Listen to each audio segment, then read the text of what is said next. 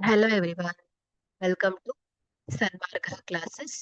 ದತ್ತಾಂಶಗಳ ನಿರ್ವಹಣೆ ಅಧ್ಯಾಯದ 44ನೇ ಪ್ರಶ್ನೆಯನ್ನ ಗಮನಿಸಿ.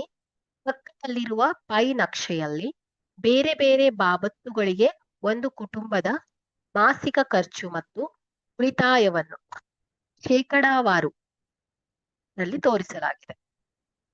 ಮೊದಲನೇ ಪ್ರಶ್ನೆಯಲ್ಲಿ ಏನಿದೆ, ಯಾವ ಬಾಬತ್ತಿಗೆ ಹೆಚ್ಚು ಖರ್ಚು ಮಾಡಲಾಗಿದೆ? ಸೊ ಇಲ್ಲಿ ಪೈ ನಕ್ಷೆಯಲ್ಲಿ ವಿವಿಧ ಬಾಬತ್ತುಗಳಿಗೆ ಮಾಡಿದ ಖರ್ಚಿನ ಶೇಕಡಾವಾರು ಪ್ರಮಾಣವನ್ನ ಕೊಟ್ಟಿದ್ದಾರೆ ಅಲ್ವಾ?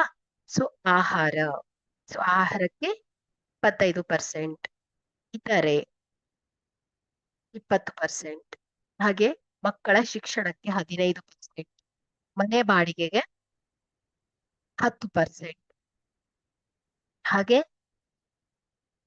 ಸಾರಿಗೆಗೆ 5%, ಅಲ್ವಾ? ಸೊ ಬಟ್ಟೆಗೆ 10%, ಸೊ ಅದೇ ರೀತಿ ಟ್ರಾನ್ಸ್ಪೋರ್ಟ್, ಸೊ ಇದಕ್ಕೆ 5%, ಇಷ್ಟು ರೀತಿಯಲ್ಲಿ ಕೊಟ್ಟಿದ್ದಾರೆ.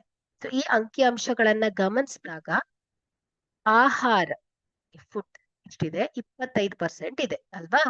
ಹಾಗಾದ್ರೆ ಆಹಾರ ಬಾಬತ್ತಿಗೆ ಅತಿ ಹೆಚ್ಚು ಖರ್ಚು ಮಾಡಲಾಗಿದೆ.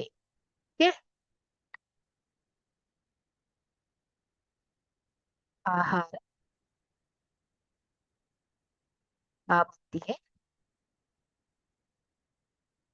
ಹೆಚ್ಚು ಖರ್ಚು ಮಾಡಲಾಗಿದೆ. Thank you.